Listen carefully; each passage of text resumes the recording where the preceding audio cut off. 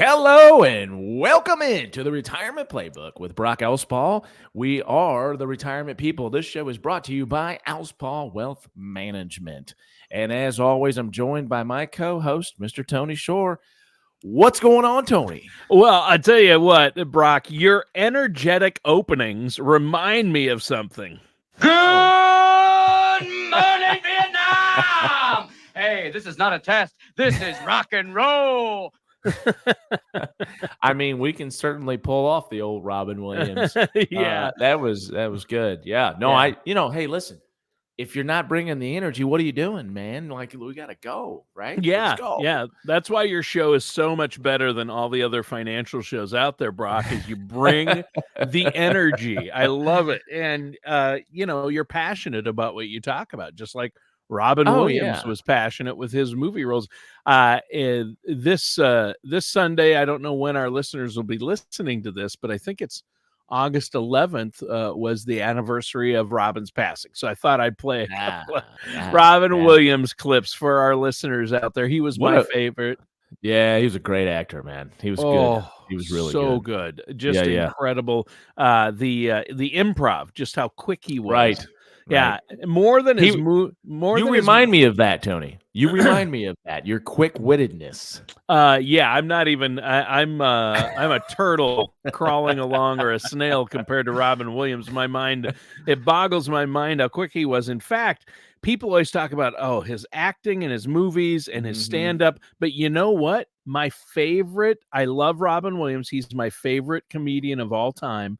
But it's his late night talk show appearances that are the funniest, because he would just go off, right? That was him without a script, and he was working without a net, you could tell. And every time I was watching old clips of him on Johnny Carson, Jay Leno, David Letterman, and in all of them, Carson was almost fell off his chair, he was crying, he was laughing so hard. And he comes out and immediately makes fun of Ed, his sidekick. Yeah. And goes, Ed, good to see you. Sears must have had a sale. And looking at his suit, he grabs a hold of his suit coat and goes, looks like Sears had a sale. It's just ripping on Ed McMahon. Oh, yeah. He is very, very quick. Yeah. Yeah. But kind of like you. Kind of like you at the conferences. You've got everybody rolling at these conferences. I try. Well, hey, today we actually have an interesting topic. You said you wanted to talk about moving up your retirement date. Well, look, here's the deal. First of all, I do need to say this. You need to go to our website, folks. If you haven't been to our website, it's Alspaugh Wealth Management. Okay. Yep. It's a great website to get some great information about certain topics that you're interested in, right? We focus on retirement planning, but there's a lot of things that encompass retirement planning, right? So a lot of different things you can learn about: color of money risk analysis. You can learn about the Roth conversion analysis that we do. A lot of great information on. You can listen to all of our podcasts by specific topic. You'll see the name of the topic. If there's something that you're more interested in, you can click on that show. But ultimately, if you go to our website, you can request a consultation with me as well. So that is where we need to go, right? Ultimately, all this information is great, but what are we going to do with the information? If you don't do anything with the information, it doesn't do you any good. So give us a call or request an appointment online with us, okay? 573-332-7855, and we'll sit down and we'll talk to you about your goals and objectives and see if there's something we can do to help. If not, great. But at least you've got the affirmation or the confirmation that what you're doing is the right thing. Yeah. Anyway.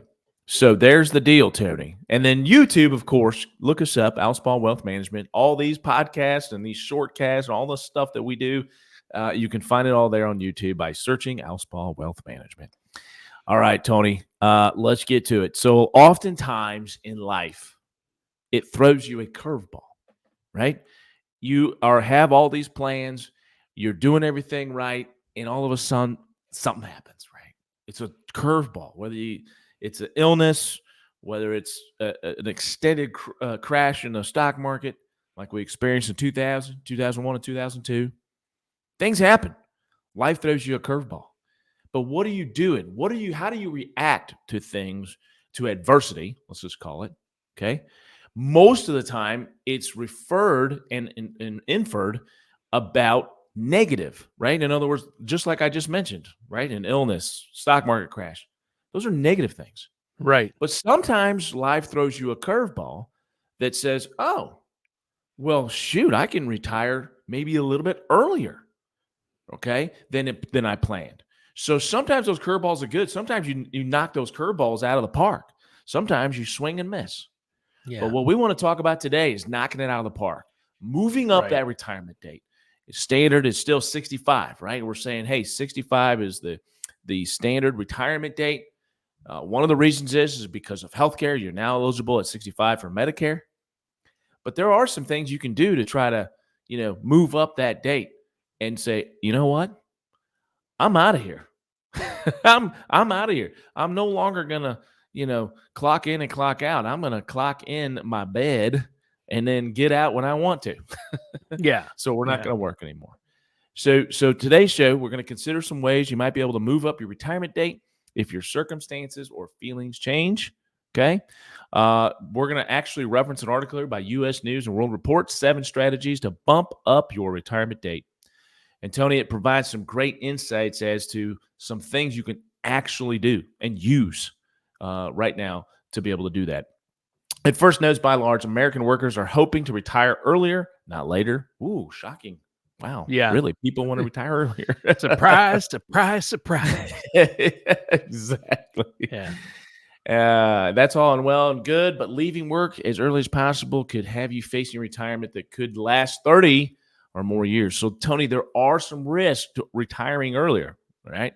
One of those is longevity because we're all living longer. Yep. What I always say, Brock, is the good news is we're living longer. The bad news is we're living longer. Right? No, exactly right.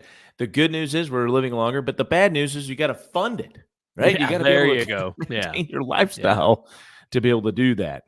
An AARP report cited in the article found a stunning 20% of Americans aged 50 or older don't have any retirement savings at all. That is crushing to me, Tony. That is really eye-opening. Terrible. It is terrible. It is terrible. 20% of Americans 50 or older don't have any savings at all. And 61% reported that they're worried that they won't have enough money to see them through their entire retirement. So, that's huge. I mean, 20% of people out there over the age of 50 with no retirement savings, so to speak, and another 60+% worried they don't have enough. Those are stark numbers.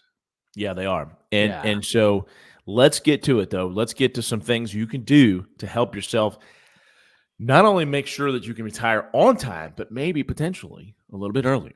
Okay. Right. So the first strategy is to double check that you're maxing out your employer's 401k match.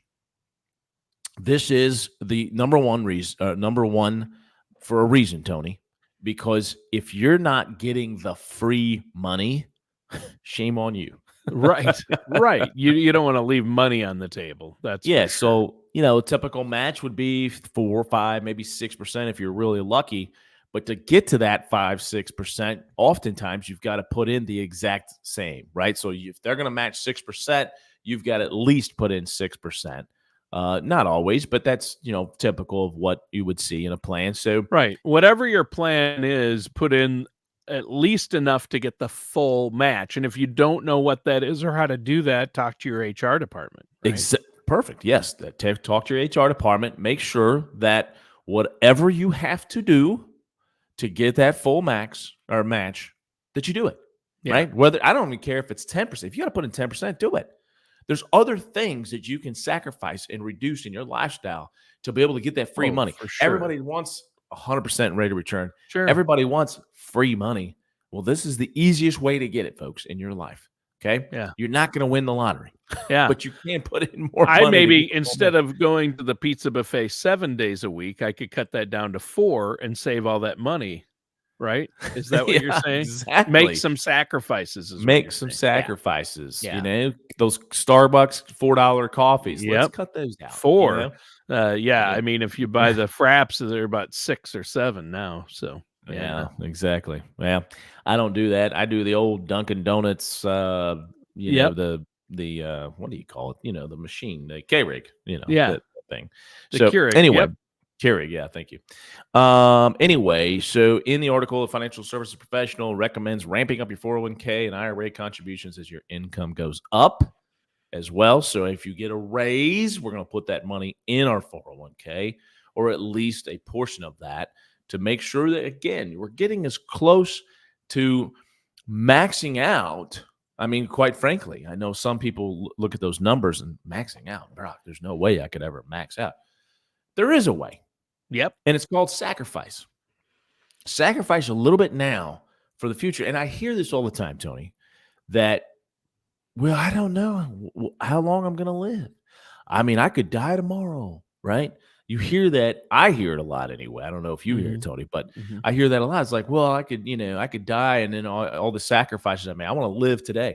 Well, there's a happy medium there, right? Right. I'm not telling you should, eat ramen noodles for every meal. And what a horrible okay? way to live, thinking you can die tomorrow. So I better, that's no way to live either. I mean, the majority of people don't die tomorrow. They're going to Exactly. live long, happy lives. You'd be defying odds if you died tomorrow. If you die before you're, 75 plus, you're defying If you're odds. the majority of people are going to die within 5 or 10 years and you're 50 years old, there would be no life insurance. Right. There would be, they wouldn't offer it. Right? Those actuarial tables would look terrible. Exactly. Right? Yeah. So speaking of maxing out, Tony, the max out number for your 401k or your 403b, 457, whatever it may be at work, okay, for an ERISA plan like that, not your simple IRAs, those are lower numbers, but for your 401ks, which is typically what most people have, is $23,000. Okay. And if you're over 50, you can do $7,500 more. So that would be $30,500. Wow. So, I know. So I could be putting away $30,500 a year into but my you're not over retirement 50, savings. Tony, are you? Yeah. You know what? I am, and I'm quite a bit over 50, but people always think I'm younger, and I always say it's my immaturity. It throws people off. My wife says she has 3 boys, and we only have 2 kids. So, yeah, I hear you. Right. Yeah. Oh, I know, your poor wife. Let's just bow our heads in a moment of prayer for your wife exactly. right now. Yeah. And she would deserve that. So, but anyway, so some people, okay, let's say, Tony, that you're making $100,000 a year. And you said, okay, Brock, you want me to put 30% of my money, of my income, into a retirement plan. And I would say, get as close as you can. I mean, look, different stages of life, you're not going to be able to do certain things. Like if you're early on and you got kids, you got stuff to pay for, all that, I get it. Do as much as you can, okay? But when you get rid of some of those expenses, and let me tell you, kids are expensive, I know. Ooh, yeah. But when you have some alleviation from that, then just put the money in the 401k. Let's not go, oh, well, I can go buy a new car now because I can afford that payment now because I don't have my, the expenses of my kids or whatever it is. No, don't do it. Okay. Let's get as close to those numbers, 23,000 and 30,500 if you're over 50. And I promise you that will add up faster than you can ever imagine. Right. I mean, it really does. It's the power of compounding on that money as well, folks. So anyway, there you go. There's the numbers. One thing I would definitely do next, according to the article, is setting up automatic savings deductions, okay, is your next potential strategy move. Automating your savings is a simple way to consistently contribute money to a savings tool of your choice outside of your employer's plan. Like we all know, Tony, you know what I'm going to say. It's an emergency fund, right? Right. You've got to have it. So I'm just going to give you a scenario, okay? And it is this. Someone that is, let's call it 50 years old, comes and sees me and says, Brock, I want to get more ready for retirement. I really need, a little bit of help here. I haven't, starting to create my budget because I want to get serious now because, I've been focused on my kids. Now that's, gone and that expenses are not as much there. So I really want to make sure that I can retire by 65. So I got 15 years. Help me. Okay. And in this particular case, maybe they only have $3,000 or $4,000 in their savings account. And the first thing I'm going to say is like, okay, where are we at with your, and we don't have any credit card debt. All we have is a mortgage. We're good. Okay, great. But what I would recommend in that particular case, if you're not even anywhere near maxing out on your 401ks, is that I would say, let's split it up. Let's split it up. If you've got $1,000 a month, we're going to split it up and we're going to put 500 of that in your 401k and we're going to put 500 of that in a savings account for your emergency fund buildup. Because you probably, if you're earning $100,000 and you only have $3,000 or $4,000 in your savings account, you probably need somewhere around $20,000, okay, for an emergency fund. So, $500 a month, that's $6,000 a year. You've already got $4,000, probably take you a couple years, 2 or 3 years. But what that does is it doesn't say, okay, well, we're going to put all of the money in the emergency account until we get to $20,000, and then we'll go $1,000 a month in the retirement plan. No. Let's not do that, because you're missing out on those opportunities to dollar cost average into the mortgage. You're missing out on all the compounding interest, which is going to earn you money, right? That's right. And you're not going to earn that much in the bank, right? I mean, as far as your emergency, and that's okay. We don't want to. We're not concerned with that. We're concerned with that money being there in case of an emergency. Right. Same thing if somebody does have some debt. Let's say they've got some credit card debt, or maybe they've got a car loan and it's at 7-8%, whatever it is. Same concept. Like, let's pay down half on that loan, but the other half that you have as far as the discretionary spending each month, let's say that same example where we have $1,000 a month, let's put $500 extra a month on that loan and then $500 in our 401k, assuming we have enough in our emergency fund. If you don't have enough in your emergency fund, you have a loan and you need to contribute more, let's go a third, right? Yeah. There's nothing wrong with doing a third there when it comes to being able to get there. All of these things are going to help you get to where you need to go. And potentially, if all of this works out, again, being able to retire before 65. And that's, again, our topic of today. So I just want to give scenarios there, Tony, of what people, because these are common day things that I'm hearing all the time. So let's just address it, right? Right. And everybody's situation is different. I know we harp on that point, and you've said that so often on the show, Brock, but I think that is important. But I love to automate deposits into savings and, of course, into my retirement accounts, because if I never have it, I don't miss it, right? So it automatically goes from my paycheck. It never hits my checking account. And that's my spending to pay bills each month. If it never hits that account, I don't see it. It's out of sight, out of mind, so I don't spend it. And that is why what you're saying here is so helpful, Brock. And speaking of helpful, you're so helpful. You're offering our listeners and viewers a complimentary, no charge, no obligation consultation. How can they get that? Yeah, so you could just go to our website, again, filled with great information to help you. But if you need to take it a step further, which most people do, right? Get some personalized, customized help. Give us a call, 573-332-7855. Or again, that website is alspaugh.wealthmanagement.com. And at the very top of it, it says click here to reserve a spot to talk to Brock. So either we'll start with a phone call or we can have an appointment, come on in, and we'll discuss your situation. All right. Tony, I want to say one other thing about our previous topic here as far as maxing out. We talked about the 401k, but the IRA. So let's say you don't have a 401k. The IRA, okay, you could put $7,000 in, okay, and $8,000 if you're over 50. So same kind of concept. It allows you to do a catch-up contribution over 50 to put in a total of $8,000. Those for both a Roth IRA and a traditional IRA. Oh, okay. So that's good to know, too, that there are catch-up contributions for IRAs as well. So what's something else we can do if we want to bump up that retirement date, Brock? What else do you have for us? Well, listen, when you get to retirement, guess what? You're going to have to pay taxes. What? So if you're right, I'm not going to pay. I'm not working anymore. Why would I have to pay taxes? I don't. Exactly. So that's my point. Is that now, if we're get to the level of savings that we need to be at, that's number one. That's number one thing that's going to help you get to retirement. And by the way, like, it takes a lot of discipline and sacrifice to be able to retire at 65 and maintain your lifestyle. I mean, a lot of people, quite frankly, have to reduce their lifestyle once they get to retirement. Sure. Because maybe they didn't realize it. Like, oh my gosh, I didn't realize that I needed, to save more. Yeah. Because they didn't You're go on see a fixed budget. I don't care if Exactly. you have $100 million or $250,000 saved. You're going to live on it's fixed income. Period. Exactly, Tony. Yeah.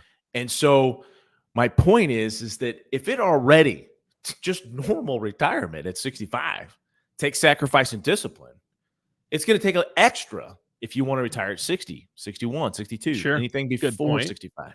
Okay. So you understand that this is what you want to do. That's great. But you've got to do these things to get there. It's all about the process. You can establish a goal, but what are the steps you are going to take to get to those goals? Yes. And I'm telling you, Tony, it takes a lot of discipline and a lot of sacrifice. It's no different than what we're seeing in these last couple of weeks with the Olympics.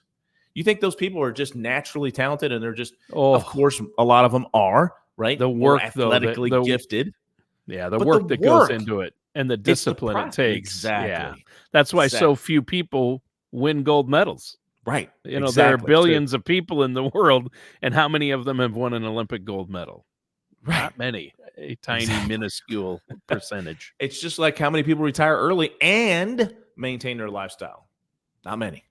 Not many, because it takes so much sacrifice and discipline, but you can get there, folks. Oh, yeah. I believe in you. People You can do do it. Yep. Okay. So what I was going to say is taxes are part of the retirement picture, though. Okay. So what can we do now to help ourselves out in the future when it comes to taxes? Tony, you know where I'm going with this. I talk about it all the time. Okay. Roth contributions. Yep.